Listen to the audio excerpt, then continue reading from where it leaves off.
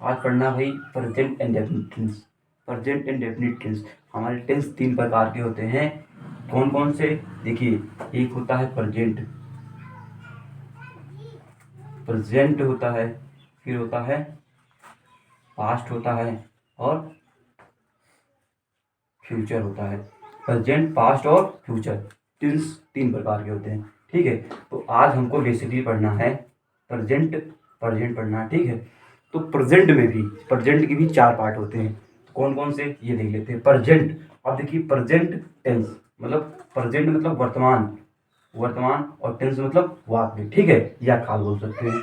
अब देखिए present indefinite के 4 पार्ट होते हैं। कौन कौन से? Number 1 present indefinite, number 2 present continuous, number 3 present perfect, और नंबर 4 होता है प्रेजेंट परफेक्ट कॉन्टिन्यूअस। ठीक है, तो हमने क्या देखा कि प्रेजेंट टेंस में भी 4 पार्ट होते हैं। तो वो हमने बताया कौन कौन से। प्रेजेंट इंडेफिनिट, ठीक है, प्रेजेंट कॉन्टिन्यूअस, प्रेजेंट परफेक्ट और प्रेजेंट परफेक्ट कॉन्टिन्यूअस। ठीक है, तो हमने बेसिकली हमको पढ़ लेना है प्रेजेंट इंडेफिनिट। ठीक है, तो प्रेजेंट इंडेफिनिट क्या है? तो present indefinite, present indefinite, present indefinite tense. ठीक है, प्रेजेंट, प्रेजेंट मतलब होता है प्रेजेंट, प्रेजेंट मतलब होता है वर्तमान, और इंडेफिनिट मतलब होता है अनिश्चित। ठीक है, तो हमने प्रेजेंट इंडेफिनिट का पहचान देख लेना है। तो पहचान होता है ता है, ती है, ते हैं आदि शब्द आते हैं, और इसका स्ट्रक्चर होता है।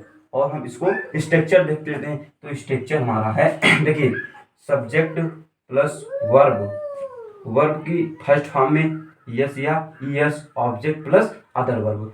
अब देखिए हम एक एग्जाम्पल दे दिए हैं कि मोहन बाजार जाता है, तो हमारा ता है, ती है, आए, तो हमने समझिए कि प्रेजेंट इंडेफिनिट ही है। क्या है? Present indefinite. तो हम रूल के अकॉर्डिंग बना लेते हैं। अब देखिए मोहन, मोहन बाजार जाता है, तो हमने मोहन, मोहन हमारा हो गया सब्जेक्ट।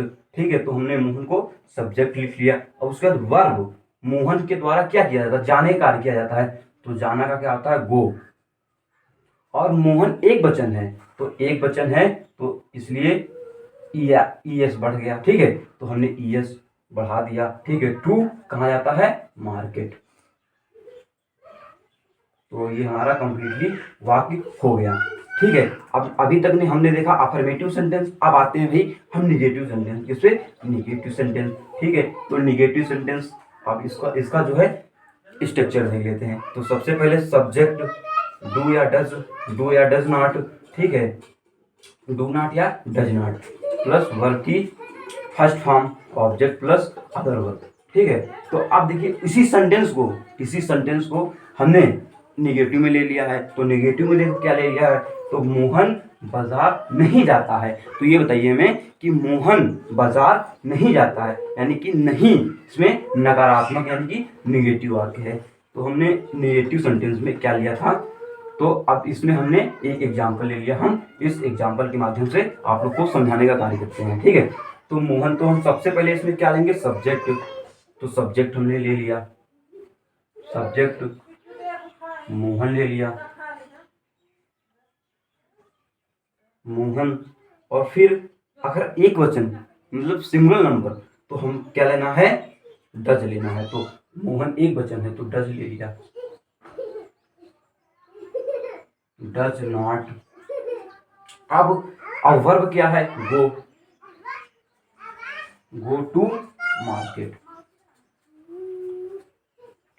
ये हमारा वाक्य हो गया कंप्लीट। अब फिर हम किसको? इंट्रोगेटिव सेंटेंस पे आ जाते हैं। तो हम इंट्रोगेटिव सेंटेंस देखिए, अब इसका भी स्ट्रक्चर होता है। इंट्रोगेटिव सेंटेंस का स्ट्रक्चर होता है डू या डज, डू या डज, सब्जेक्ट प्लस वर्ब की फर्स्ट फॉर्म में, वर्ब की first form object plus other verb plus question mark. अब देखिए इंट्रोगेटिव, इंट्रोगेटिव सेंटेंस वह सेंटेंस होते हैं, ये प्रश्न पूछने का कार्य करते हैं। क्या करते हैं? प्रश्न पूछने का कार्य करते हैं। तो हमने इसी एग्जाम्पल को, इसी उदाहरण को ले लिया है कि क्या मोहन बाजार जाता है। ठीक है, तो क्या, इसमें क्या आया है? क्या। तो ये देख लीजिए, ये हमें क्वेश्चन पूछ रहा है। क्या मतलब क्या लग के क्वेश्चन कर रहा है। ठीक है, तो हमने क्वेश्चन क्या किया? क्वेश्चन किया क्या मोहन बाजार जाता है। तो हम सबसे पहले मोहन के अकॉर्डिंग, सब्जेक्ट के अकॉर्डिंग डू या डज लगाएंगे, ठीक है। तो हम सब्जेक्ट हमारा क्या है, मोहन, और मोहन के अकॉर्डिंग क्या है, मोहन सिंगुलर है, तो सिंगुलर के लिए क्या लगाते हैं, डज। तो हमने सबसे पहले लगा दिया डज। फिर उसके बाद क्या लिखना है, डू या डज में से एक हो गया। फिर उसके बाद सब्जेक्ट, तो सब्जेक्ट क्या है, मोहन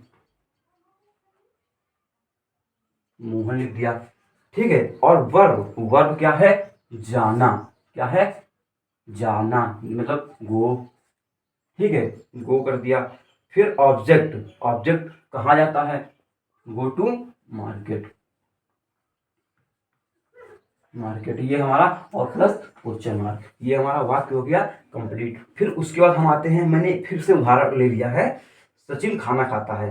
तो ये देखिए, ये खाना खाता है, ता है, ती है, ये अफर्मेटिव सेंटेंस है, और अफर्मेटिव सेंटेंस का हमने ये हमने स्ट्रक्चर लिखवा दिया, सब्जेक्ट प्लस वर्ब की फर्स्ट फॉर्म में यस या es, object plus other verb. तो ठीक है, इसके अकॉर्डिंग हम बनाते हैं। तो हमारा सचिन, सब्जेक्ट हमारा क्या है, सचिन, तो SACHIN, सचिन। अब ठीक है, हमारा सब्जेक्ट हो गया। फिर वर्ब क्या है, खाना, ठीक है। तो ईट, ठीक है, ईट। तो हम देखिए, सचिन एक वचन है, सिंगुलर नंबर है, तो या इसमें सब वर्ब में या यस या ईएस जोड़ेंगे, तो हमारा ईट्स, और क्या खाता है, ईट्स फूड। तो ये हमारा वाक्य कंप्लीट हो गया। फिर उसके बाद हमने एक वाक्य और ले लिया उदाहरण में, ठीक है। तो सचिन खाना नहीं खाता है। अब देखो भैया, ये क्या है, नहीं से यानी कि निगेटिव वाक्य, नकारात्मक वाक्य आ गया है। तो हमने निगेटिव का भी रूल लिखा है। तो निगेटिव का रूल क्या है, सब्जेक्ट प्लस डू नॉट या डज नॉट वर्ब की first form, object plus other verb, ठीक है। तो हमको सबसे पहले क्या लिखना है, सब्जेक्ट। तो हमने क्या लिख दिया, सब्जेक्ट क्या है, सचिन हो गया, ठीक है। और सब्जेक्ट लिख लिया, और सब्जेक्ट वो हम देखेंगे एक वचन है या बहुवचन है, सिंगुलर है या प्लूरल है। तो हमारा सब्जेक्ट जो है सिंगुलर है, तो सिंगुलर के लिए हम क्या लिखते हैं, डज नॉट। तो डज नॉट लिख दिया, डज नॉट, और प्लस वर्ब की फर्स्ट फॉर्म, वर्ब की कौन सी फॉर्म बनाएंगे, फर्स्ट फॉर्म। तो फर्स्ट फॉर्म में हमारा क्या, तो इसमें क्या है, मतलब सचिन खाना नहीं खाता है, तो नहीं खाने का कार्य कौन कर रहा, सचिन। तो इसमें क्या कर रहा है, खाने नहीं खाने का, तो ईट लगा दीजिए, ईट। और इसमें ई या ईएस लगाने की कोई आवश्यकता नहीं है। क्यों नहीं है, क्योंकि हमने पहले ही लगा दिया है, ठीक है।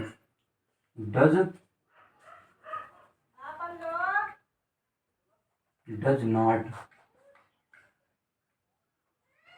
ईट फूड, ठीक है। और यहीं पर हमारा प्रेजेंट टेंस जो है, प्रेजेंट टेंस का अफर्मेटिव सेंटेंस समाप्त हुआ।